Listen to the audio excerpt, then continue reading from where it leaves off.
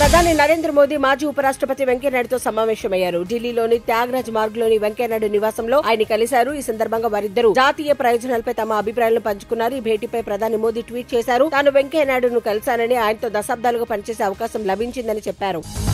కాంగ్రెస్ అగ్రనేత రాహుల్ గాంధీ పార్లమెంట్ లో ఎంపీగా ప్రమాణం చేశారు. సభలో ఆయన పేరు పిలవగానే ఇండియా కూటమి ఎంపీలంతా బల్లలు చర్చి మద్దతు పలికారు. ఇక రాహుల్ ప్రమాణం చేసే ముందు రాజ్యాంగ ప్రతిని చేతిలో పట్టుకుని కొద్దిసేపు ప్రదర్శన చూపించారు. అనంతరం ప్రోటెన్ స్పీకర్ రాహుల్ తో ప్రమాణం చేయించారు. ప్రమాణం పూర్తి కాగానే జై రాజ్యాంగం అంటూ నినాదం చేశారు.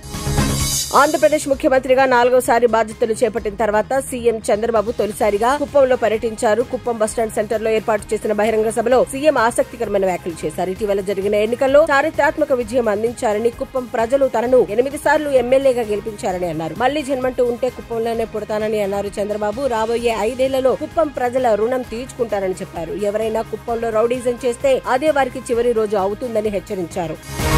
లోక్సభ స్పీకర్ ఎంపికపై కేంద్ర మంత్రి ప్రహ్లాద్ జోషి కీలక వ్యాఖ్యలు చేశారు. తమ వద్ద స్పీకర్ ను ఎన్నుకునేందుకు తగిన సంఖ్యాబలం ఉందని, అయినప్పటికీ ఇండియా కూటమి స్పీకర్ పదవికి నామినేషన్ వేయడం పార్లమెంట్ సంప్రదాయాలకు విరుద్దమని చెప్పారు. ఇప్పటికే మంత్రులు రాజ్నాథ్ సింగ్, అమిత్ షాలు ఇండియా కూటమి నేతలతో మాట్లాడారని, స్పీకర్ పదవికి మద్దతు ఇవ్వాలంటే డిప్యూటీ స్పీకర్ పదవి తమకు కేటాయించాలని వారు కోరినట్లు చెప్పారు. ఏపీ టెట్ ఫలితాలను మంత్రి నారా లోకేష్ విడుదల చేశారు. ఈ పరీక్షల్లో క్వాలిఫై అయిన వారికి శుభాకాంక్షలు తెలిపారు. టెట్ పరీక్షలో 58.4% మంది అభ్యర్థులు ఉత్తీర్ణత సాధించారు. టెట్ లో అర్హత సాధించని వారికి మరోసారి టెట్ నిర్వహిస్తామని, కొత్తగా బీఎడ్, డీఎడ్ పూర్తయిన వారికి కొత్త టెట్ లో అవకాశాలు కల్పిస్తామని మంత్రి తెలిపారు. మెగా డిఎస్ఏకి అందరూ సన్నద్దం కావాలని పిలుపునిచ్చారు.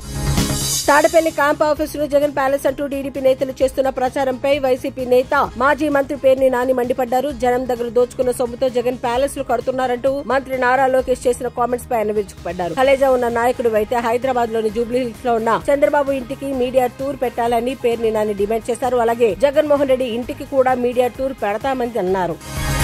అరకు కాఫీకి సంబంధించి రాష్ట్ర వ్యాప్తంగా చైన్ షాపులు పెట్టబోతున్నామని ఏపీ మంత్రి గుమ్మడి సంధ్యారాణి తెలిపారు. జీసీసీ ద్వారా అరకు కాఫీ చైన్ షాపులు పెడతామని కీలక ప్రకటన చేశారు. అరకు కాఫీని గతంలో బ్రాండింగ్ చేసి ప్రమోట్ చేసింది టీడీపీనేనని గుర్తు చేశారు. ఇప్పుడు అదే తరహాలో అరకు కాఫీని దేశ విదేశాల్లో ప్రమోట్ చేసేలా ప్రణాళికలు రూపొందిస్తామని తెలిపారు. ఢిల్లీ సీఎం అరవింద్ కేజ్రీవాల్ కు హైకోర్టులో ఊరట దక్కలేదు. ట్రయల్ కోర్టు మంజూరు చేసిన బెయిల్ పై హైకోర్టు స్టే విధించింది. ఈడీ సమర్పించిన వివరాలను పరిగణలోకి తీసుకోవడంలో ట్రయల్ కోర్టు విఫలమైందని, బెయిల్ పిటిషన్ పై నిర్ణయం తీసుకునేటప్పుడు పూర్తి స్థాయిలో ఆలోచన చేయలేదని తెలిపింది. బెయిల్ పై విచారణ సమయంలో ఈడీకి తగిన అవకాశం ఇవ్వాల్సిందని చెప్పింది.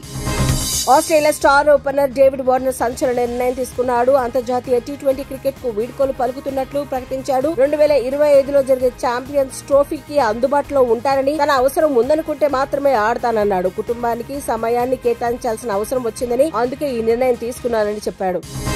అయోధ్య రామమందిర గర్భగుడిలోకి పైకప్పు నుంచి నీరు కారుతోందని ఆలయ ప్రధాన పూజారి తెలిపిన విషయం తెలిసిందే. దీనిపై ఆలయ నిర్మాణ కమిటీ చైర్మన్ మిశ్రా స్పందించారు. లీకేజీ నిజమేనని అంగీకరించిన ఆయన దీనికి డిజైన్ సమస్యలు కారణం కాదని చెప్పారు. గర్భగుడిలో ఎలాంటి డ్రైనేజ్ తరహా నిర్మాణం లేదన్నారు. మొత్తం ఆలయ నిర్మాణ పనులు డిసెంబర్ నాటికి పూర్తవుతాయని చెప్పారు.